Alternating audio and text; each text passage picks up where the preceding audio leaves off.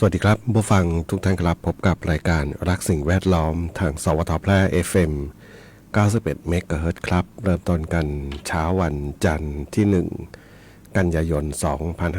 2568 อยู่กับผมแสวงปาเพชรเป็นผู้ดำเนินรายการครับเริ่มต้นกันเช้าวันจันทร์การทำงานวันแรกของเดือนกันยายนแล้วก็เป็นเดือนสิ้นปีงบประมาณนะครับนะหลังจาก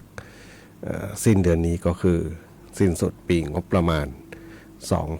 2568 นะปีงบประมาณนะไม่เกี่ยวกับปีพุทธศักราชนะเดี๋ยวจะสงสัยงง นะแวดวงงานต่างๆนะครับนะสิ้นสุดเดือนนี้งานราชการเนาะนะคนที่ทำงานอายุ60 ปีบริบูรณ์ผ่านมาแล้วบางคนก็ผ่านไปแล้วแหละนะเกิดหลังตุลาคมเนาะช่วงตุลาถึงมกราแถวๆนั้นได้เปรียบ ส่วนคนที่เกิดเดือนใกล้ๆกันยานี่จะเขาบอกเสียเปรียบเนาะพอถึงเดือนกันยาปุ๊บก็เกษียณราชการเลยนะครับนะก็แวดวงงานต่างๆนะครับนะก็เข้าใจว่าก็เป็นปกติเนาะคน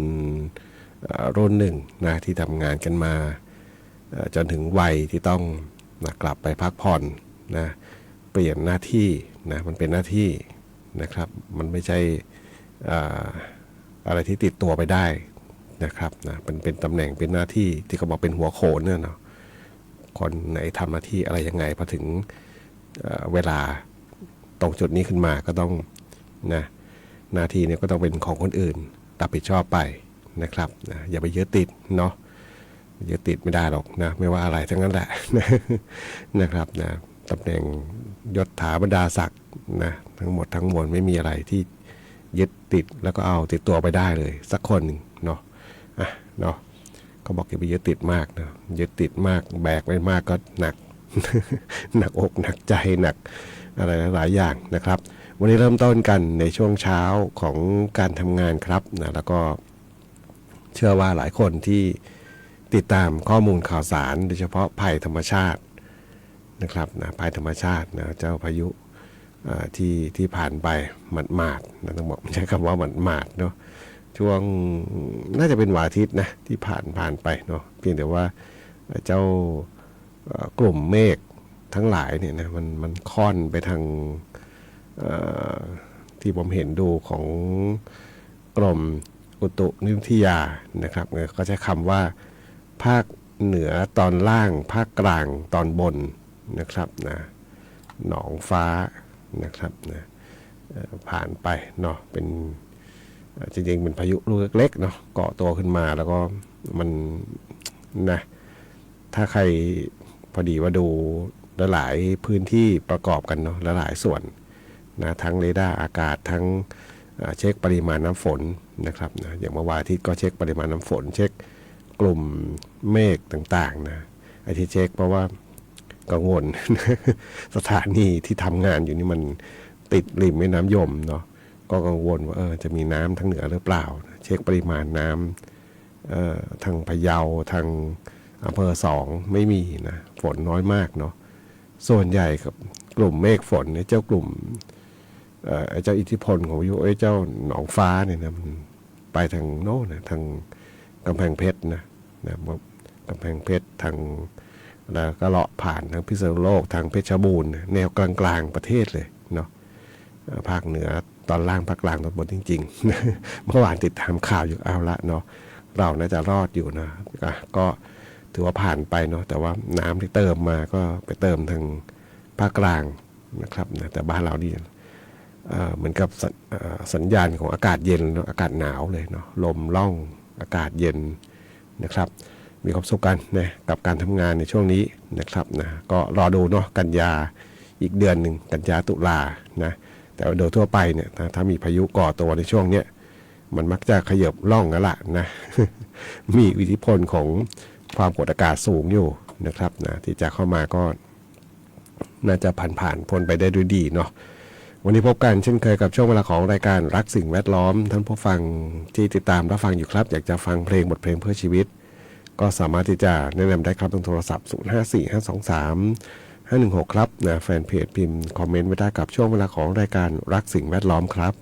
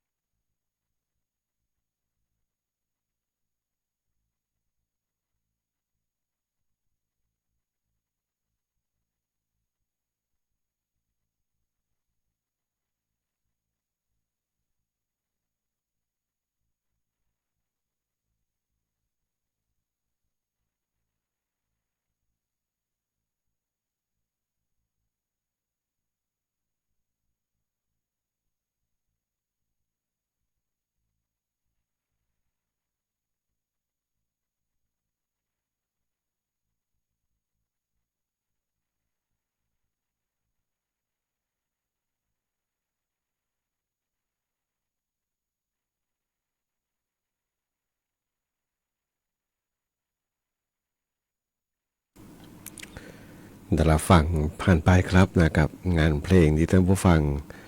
ได้ถามถึงเข้ามาครับนะเทวดาถ้าจะแย่นะ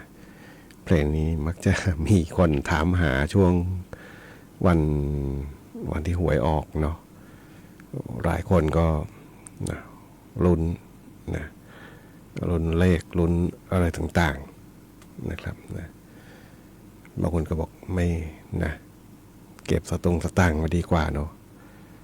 นะมันก็จะมีหลายวิธีคิดเนาะก็แต่ละคนคิดแตกต่างกันนะไม่เหมือนกันนะพี่น้องแม้แต่ฝาแฝดเอาเนาะนะเกิดจากไข่ฟองเดียวกันเกิดจากการแบ่งเซลล์มาจาก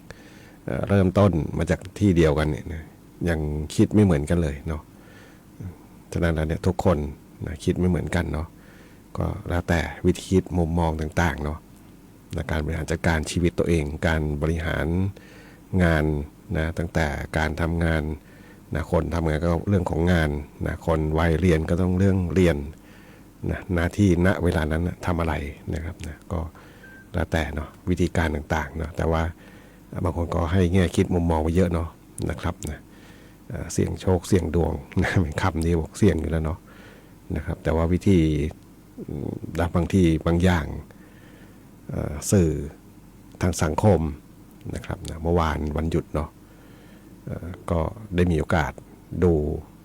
นะดูโทรทัศน์นะดูบางช่วงเวลาเนาะพวกช่วงทานข้าวนะปกติก็จะไม่ค่อยอยู่ในบ้านเนี่ยเนาะนะครับไปหาอากาศดีๆหายใจข้างนอกเนี่ยนะในสวนเนาะก็เห็นนะทีวีดูไปประมาณครึ่งชั่วโมงนะประมาณครึ่งชั่วโมงนะระหว่างทานข้าวเนี่ยมันไม่มีอะไรที่อะไรเขาเรียกอะไรในเชิงสร้างสรรค์เลยนะมีแต่จุดธูปเลขแล้วก็อะไรเลขบ้านนะเลขอะไรเลขรถ ครึ่งชั่วโมงนี่มีแต่เรื่องแบบนี้เนาะแล้วก็จะเน้นย้ำนะไม่ใช่อย่าลบหลู่เอามันเป็นคำขู่ว่าคำเนี้ยนะคือใครจะแย้งไม่ได้นะว่าเจอคำนี้เข้าไปเนาะนะครับเนี่ยถ้าดูเลขรวมๆนะแบบคิดแบบตรงไปตรงมานะถ้าจะรวมเลขเราไปซื้อเนี่ยผมว่ามันก็เยอะนะหมายถึงจำนวนเลขที่เห็นเนี่ยนะมันแตกต่างกันหมดนะเลขเนาะมันต้องมีสักเลขที่ออกอะอันนี้คิดแบบนะแบบที่เท่าที่ดูแล้วก็รวมไปเนี่ยประมาณครึ่งชั่วโมงนะไม่นับจากหลังครึ่งชั่วโมงที่หลังจากทานข้าวอิ่มแล้วก็ออกไปเนี่ยนะก็คงมีอีกอย่างแล้วถ้าเราถูกนะสังคมถูกปลูกฝังนี้ไปเรื่อยๆนะโดยเฉพาะเด็กนะเด็กที่นะอาจจะเปิดโทรทัศน์ดูกันในบ้านแล้วก็นะเด็กดูกันแล้วก็ไม่ได้มีอะไรที่นะถ้าจะบอกจะกล่าวจะเตือนก็จะกลายเป็นว่าไม่เชื่ออย่าลบหลู่ยุ่งเลยนะมันมุมมองอีกด้านนะนะก็แต่ว่าที่แน่ๆเนี่ยเขาบอกคนรวยก็ไม่มาเล่นหวยนะนะก็นะครับก็ต้องลองแต่ว่าถ้าเสี่ยงหมายถึงว่านะในเชิงของกลับกันบางคนก็เสี่ยงไว้ไม่เสียหายเนาะก็อยู่ในที่ว่าในการบริหารจัดการเงินในกระเป๋าแล้วล่ะชาวแบบหมดตัวไปหรือว่าจะมีติดไว้บ้างแล้วก็เป็นเสี่ยงพอติดเขาเรียกติดปลายนวมเนาะพอได้ลุ้นได้คุยกับเขารู้เรื่องอันนั้นก็อีกเรื่องหนึ่งเนาะเพราะบางคนบอกถ้าไม่ซื้อไปเลยมันจะคุยเขาไม่รู้เรื่องนะก็จริง มีบางช่วงเวลานะไปอะไรไปตลาดสดเนาะนานละนะ3-4 ปีแล้วนะเคยช่วงหนึ่งมีเวลาเช้าปั่นจักรยานบางทีไปซื้อข้าวซื้อของนะก็วันหวยออกเนี่ยนะจะมีการคุยอย่างหนึ่งนะพออีกเช้าอีกวันหนึ่งเขาก็จะคุยกันอีกเรื่องหนึ่งนะคือเรื่องเดียวกันนี่แหละนะครับแต่ว่านึกแล้ว เลขนั้นเลขนี้นะก็เล่าให้ฟังเนาะก็เป็นบรรยากาศในช่วงนะเห็นไหมถ้าไม่สนใจเลยนี่ก็ไม่รู้อีกนะเขาก็จะคุยอะไรกันบ้างนะครับนะก็เห็นท่านผู้ฟังนะถามถึงเพลงกำลังใจจากว่ามอบให้กับคนที่น้ำท่วมบ้านแล้วก็ทำความสะอาดบ้านนะครับนะบางคนบอกรอก่อน เพราะนี้เพิ่งเริ่มกันยาเนาะนะแต่ว่าแนวโน้มเนี่ยนะถ้าแนวโน้มถึงจะมีพายุเข้ามาอะไรเข้ามามันค่อนข้างที่จะมาทางภาคกลางแล้วแหละนะภาคเหนือตอนล่างภาคกลางตอนบนอะไรประมาณนี้แหละนะครับให้กำลังใจตัวเองไว้ก่อนเนาะ เพราะมันมีความกดอากาศสูงนะดันอยู่เนาะนะครับนะก็จะเริ่มเบี่ยงลงไปแล้วล่ะนะแล้วก็ไปโน่นนะหนักสุดก็ทางภาคใต้เนาะในช่วงปีใหม่นะครับมันก็จะวนไปอย่างเนี้ยเนาะนะครับนะจับจังหวะอย่างจะว่าไปก็โชคดีจริงๆนะแพร่เนี่ยนะเจ้าหนองฟ้าที่ผ่านไปเนี่ยนะมันก็ที่จริงก็เฉียดแพร่นะแต่มันฉลับลงเนาะฉลับเลื่อนลงไปเพชรบูรณ์ลองไปนู่นกำแพงเพชรนะเห็นแนวกลุ่มเมฆเห็นแนวฝนที่ตกเยอะๆอยู่นะทางกำแพงเพชรทางพิจิตรพิษณุโลกเพชรบูรณ์นะแล้วก็ไปทางอะไรนะชัยภูมินะทางโน้นนะครับนะแนวนั้นเลยนะก็แม้แต่มันขึ้นมาทางพะเยาหรือทางแพร่เนี่ยผมว่าได้เรื่องกันนะเพราะว่าน้ำแม่น้ำยมเยอะอยู่เนาะก็ถือว่าผ่านไปนะลูกหนึ่งละนะแล้วก็รอดูต่อไปในอนาคตข้างหน้าครับไปฟังเพลงท่านผู้ฟังถามถึงเข้ามาครับกับงานเพลงกำลังใจครับ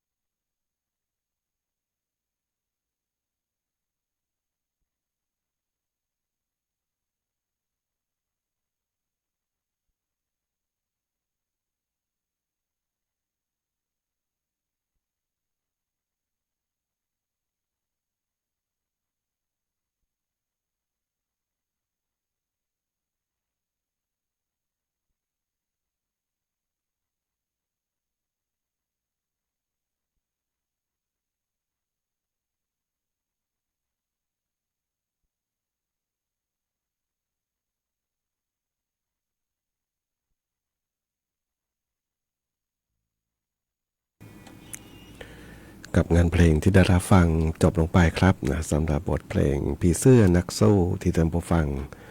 ถามถึงเข้ามาในช่วงเวลาของรายการรักสิ่งแวดล้อมทางสวทแพร่ FM 91เมกะเฮิรตซ์ครับนะรักสิ่งแวดล้อมวันนี้นี่ถ้าจะไม่พูดถึงไม่ได้เลยเนาะ1 กันยายนนะปี33นะวันที่สืบนาคเสถียรนะจากไปนะจากการเป็นผู้มีอุดมการณ์ในการอนุรักษ์ป่าในการอนุรักษ์สัตว์ป่านะครับนะพืชพันธุ์ต่างๆในเขตรักษาพันธุ์สัตว์ป่าห้วยขาแข้งนะครับนะประวัติคุณสืบนี่ไปทำงานอยู่ห้วยขาแข้งนี่พร้อมๆกับผมบรรจุเขาทำงานที่ป่าไม้เขตนครสวรรค์เลยเนาะปี32นะแล้วก็ไม่ได้สนิทคุ้นเคยกันนะแต่ว่าได้มีการสื่อสารติดต่อกันอยู่บ่อยครั้งเนาะเพราะว่าทำหน้าที่เป็นช่างสื่อสารนะครับนะต้องติดต่อประสานงานนะข่าวสารต่างๆที่ต้องส่งจากสำนักงานป่าไม้เขตไปยังในพื้นที่นะซึ่งเป็นเขตพื้นที่รับผิดชอบของป่าไม้เขตนครสวรรค์เนาะนะครับนะก็คืออุทัยธานีกำแพงเพชรแล้วก็นครสวรรค์นะ3 จังหวัดนะครับนะห้วยขาแข้งนี่ก็เป็นส่วนหนึ่งเนาะนะครับแล้วก็ยังพอนะเรียกว่านึกภาพต่างๆบรรยากาศต่างๆได้นะครับนะแต่ว่าท่านจากไปแต่ปี33เนาะ1 กันยาปี33แต่ที่เคยดูนะก่อนหน้านั้นนะก็เคยดูที่เขาเป็นอะไรดีสารคดีไหมเนาะที่การไปช่วยเหลือสัตว์จากเขื่อนเชี่ยวหลานนะของคุณสืบเนาะแต่ก่อนผมไม่รู้จักเลยล่ะนะยังไม่ได้อยู่แวดวงป่าไม้เลยนะก็เคยดูเนาะไปช่วยเหลือสัตว์ที่ติดอยู่ตามเขาเรียกนะตามยอดภูเขาเนาะพอเขื่อนเนี่ยนะเขื่อนคือสร้างเสร็จพอกั้นน้ำท่วมเนี่ยจากภูเขาก็กลายเป็นเกาะเนาะเพราะว่าน้ำล้อมรอบไปหมดเนาะน้ำล้อมรอบภูเขาเหลือยอดภูเขาก็กลายเป็นเกาะเนาะแล้วก็สัตว์ป่าทั้งหลายเนี่ยนะมันก็จะหนีตายเนาะนะครับบางที่ที่ไปอยู่รวมกันเลยทั้งนักล่าทั้งผู้ถูกล่านะไปกระจุกตัวรวมอยู่ในพื้นที่เล็กๆเนาะนะครับนะเขาก็ขับเรือนะแล้วก็ทั้งถ่ายวิดีโอด้วยในอดีตจะต้องเป็นฟิล์มแล้วนะ เป็นม้วนเป็นฟิล์มไม่ใช่ฟิล์มเนี่ยเป็นก็เลยเป็นวัสดุที่เป็นแม่เหล็กเนาะเป็นแถบแม่เหล็กเนาะบันทึกวิดีโอไปด้วยเนาะแล้วก็ช่วยเหลือต่างๆนะงูจงอางทั้งสัตว์ป่าเกือบทุกอย่างที่มันหนีตายเนาะเขาก็ช่วยเนาะผมรู้จักตอนนั้นแหละเนาะแต่มาคุ้นเคยอีกครั้งนึงก็ตอนทำงานที่ป่าไม้เขตนครสวรรค์ละเนาะก็นะการจากไปในครั้งนั้นก็ได้เขาเรียกว่าเป็นการสร้างกระแสให้กับผู้นักอนุรักษ์ทั้งหลายนะครับเนี่ยจนกระทั่งถึงทุกวันนี้นะก็จะมีมูลนิธินะสืบนาคเสถียรอยู่เนาะก็ยังถือว่าเป็นการสร้างนักอนุรักษ์รุ่นใหม่ๆขึ้นมาเนาะก็หวังว่านะวันหนึ่งนะการอนุรักษ์ธรรมชาติน่าจะก็จะซึมซับเข้าไปในวิธีคิดของคนบ้างเนาะไม่ฉะนั้นแล้วเนี่ยมันจะไม่เหลืออะไรเนาะวัน2 วันก่อนวันอาทิตย์ผมดูรายการหนึ่งเนาะเกี่ยวกับอาเซียนเราที่แหละนะจีนเขาทำทะเลทรายบนเขาเรียกนะพยายามสร้างทะเลทรายเป็นป่านะพยายามคือปลูกเพาะปลูกพยายามเอาน้ำไปเติมพยายามที่จะปลูกป่าสร้างทะเลทรายให้เป็นพื้นที่ที่เป็นป่าและเป็นพื้นที่ทำกินนะแต่ว่าหลายพื้นที่กลับกันไหมเนาะ เรามีพื้นที่ที่ดีนะอุดมสมบูรณ์ที่ดีแต่กับเราพยายามทำให้เป็นทะเลทรายหรือเปล่าเนี่ยต้องกลับมาคิดเหมือนกันเนาะไปฟังเพลงกันต่อครับกับช่วงเวลาของรายการรักสิ่งแวดล้อมครับ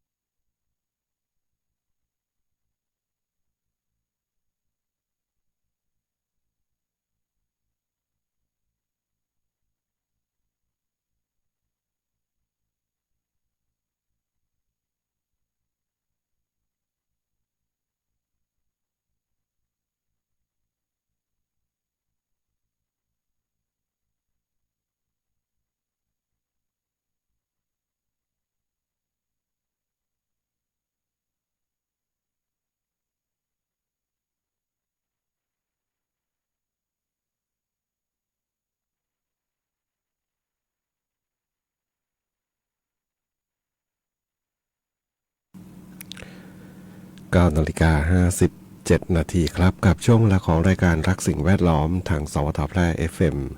91 เมกะเฮิรตซ์ครับเมื่อวานน้ำท่วมทางหลายพื้นที่เนาะทางภาคกลางค่อนทางเหนือเนาะภาคกลางตอนบนภาคเหนือตอนล่างนะก็นึกถึงบรรยากาศแข่งเรือ ที่จัดเพลงนี้ให้ฟังเนี่ยนะนึกถึงน้ำเต็มตลิ่งการแข่งเรือเนี่ยจะอยู่ช่วงวันออกพรรษาเนาะออกพรรษาก็มีการแข่งเรือเนาะเพราะภาคกลางนี่น้ำจะท่วมเนาะน้ำโดยปกติน้ำท่วมก็จะใช้เรือนะซึ่งเป็นพาหนะของแต่ละบ้านนี่แหละนะมาแข่งกันนะแต่ถ้าเป็นพิเศษนะก็จะเป็นพวกเรือยาวที่มาจากการใช้ไม้ตะเคียนเป็นต้นนะขุดนะจะว่าไปก็ทั้งขุดทั้งผ่าเนาะ แต่ปัจจุบันนี้คงไม่มีแล้วเนาะจะมีก็เก็บไว้เป็นเขาเรียกพิพิธภัณฑ์นะเป็นของเก่าโบราณนะต้นตะเคียนนะครับใหญ่ๆโตๆแล้วล่ะเนาะแล้วก็ต้นสูงยาวมากเนาะทำเป็นเรือยาว60-70 ฝีพายขนาดไหน เนาะก็เป็นบรรยากาศเนาะการแข่งเรือนะน้ำท่วมนะเป็นปกติเนาะนะฝนตกน้ำท่วมเนี่ยประเทศไทยก็อยู่ในพื้นที่แบบนี้แหละเพียงแต่ว่ามันไม่ท่วมเหมือนในอดีตก็คือทุกวันนี้น้ำมันเป็นขุ่นข้นสีแดงมาเนาะนะครับนะก็ขอบคุณผู้ฟังที่ติดตามรับฟังนะครับนะแล้วก็เรื่องของพยากรณ์อากาศวันนี้นี่ฝนก็เริ่มลดลงเนาะภาคเหนือก็ไม่ลดเท่าไหร่ ฝนฟ้าขนองใน170ของพื้นที่นะมีฝนตกหนักบางแห่งบริเวณจังหวัดแม่ฮ่องสอนเชียงใหม่ลำพูนลำปางแพร่อุตรดิตถ์สุโขทัยตากกำแพงเพชรพิษณุโลกพิจิตรและเพชรบูรณ์ครับนะก็เป็นพยากรณ์อากาศเช้านี้ถึงเช้าวันพรุ่งนี้วันนี้รายการรักสิ่งแวดล้อมคงต้องนำรายการท่านผู้ฟังก่อนพบกันใหม่ในวันพรุ่งนี้ขอความสุขความโชคดีจงเป็นแต่คุณผู้ฟังทุกท่านสวัสดีครับ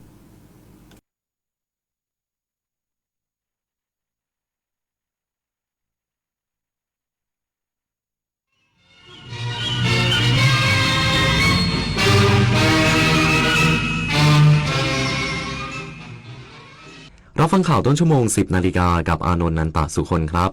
จังหวัดนราธิวาสแจ้งปิดเส้นทางจราจรบริเวณหน้าธนาคารธกสถนนเพชรเกษม